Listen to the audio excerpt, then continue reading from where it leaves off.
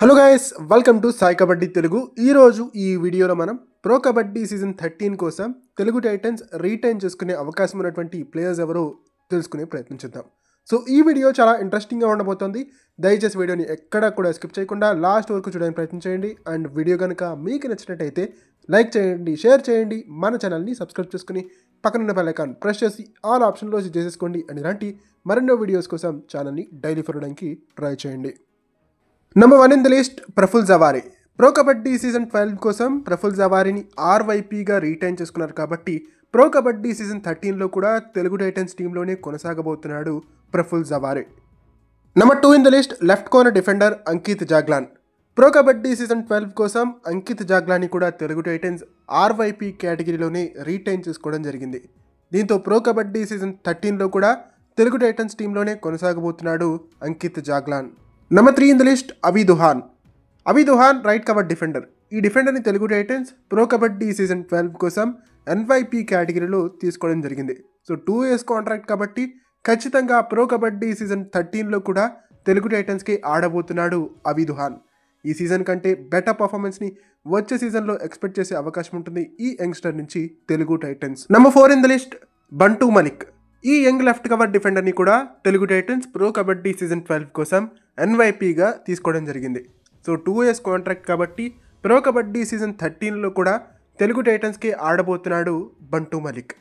Pro kabaddi season 12లో ఇతనికి దొరకని అవకాశాలు ప్రో కబడ్డీ సీజన్ 13లో దొరకాలని కోరుకుందాం. Number 5 in the list Bharat Hooda. Pro kabaddi season 12లో తెలుగు టైటన్స్ తరఫున ఎక్స్ట్రాడినరీ పర్ఫార్మెన్స్ కనబరిచాడు భరత్ హుడా.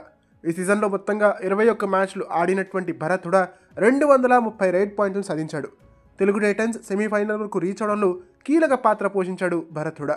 మరి ఇంత మంచి ప్లేయర్ని తెలుగు టైటన్స్ వదులుకోదు కాబట్టి ఆప్షన్కి ముందుగానే రీటైన్ చేసుకునే అవకాశం ఉంటుంది తెలుగు టైటన్స్. ఆప్షన్కి ముందుగా రీటైన్ చేసుకుంటే కనుక ₹1,00,00,000 లోపలే తను మనకు లభించే అవకాశం ఉంటుంది కాబట్టి ఈ అవకాశాన్ని 100% వాళ్ళు సద్వినియోగం చేసుకుంటారని భావిస్తున్నాను. దీంతో ఆప్షన్కి ముందుగానే భరత్ హుడాని రీటైన్ చేసుకునే అవకాశం ఉంటుంది తెలుగు టైటన్స్. అండ్ ఇదే పర్ఫార్మెన్స్ని అప్కమింగ్ సీజన్స్లో కనబరిస్తే తెలుగు టైటన్స్ ఫస్ట్ ఎవర్ ట్రోఫీని కూడా లిఫ్ట్ చేసే అవకాశం ఉంటుందని చెప్పొచ్చు. Number 6 in the list Vijay Malik. ఎవరు అవునన్నా ఎవరు కాదన్నా ప్రో కబడ్డీ సీజన్ 12లో తెలుగు టైటన్స్ సెమీఫైనల్ వరకు రీచ్ అయిందంటే యాజ్ అ కెప్టెన్గా విజయ్ మలిక్ యొక్క కృషి కూడా చాలా ఉందని చెప్పాలి. యాజ్ అ ప్లేయర్గా తను విఫలమైనప్పటికీ యాజ్ అ కెప్టెన్గా టీంని చాలా చక్కగా లీడ్ చేశాడు విజయ్ మలిక్. కెప్టెన్గా టీంని ముందుండి నడిపించాడని చెప్పొచ్చు. నెక్స్ట్ సీజన్లో తనని థర్డ్ రైడర్గా వినియోగించి కెప్టెన్గా వాడుకున్నప్పటికీ తెలుగు టైటన్స్కి మంచి రిజల్ట్స్ని అందించే అవకాశం ఉంటుంది విజయ్ మలిక్. సో ఖచ్చితంగా ప్రో కబడ్డీ సీజన్ 13లో కూడా తెలుగు టైటన్స్లోనే మనకు కనిపించే అవకాశం ఉంటుంది విజయ్ మలిక్. సో వీళ్ళు ఫ్రెండ్స్ ప్రో కబడ్డీ సీజన్ 13 కోసం తెలుగు టైటన్స్ రీటైన్ చేసుకునే అవకాశం ఉన్నటువంటి 6 ప్లేయర్స్. ఈ 6 ప్లేయర్స్లో మీ ఫేవరెట్ ప్లేయర్ ఎవరు కామెంట్ సెక్షన్లో మెన్షన్ చేసే ప్రయత్నం చేయండి. అండ్ రిమైనింగ్ ప్లేయర్స్ నేను ఎవరైనా ప్లేయర్ గురించి చెప్పడం మర్చిపోతే ఖచ్చితంగా మీరు సజెస్ట్ చేయండి, కామెంట్ సెక్షన్లో తెలియజేసే ప్రయత్నం చేయండి.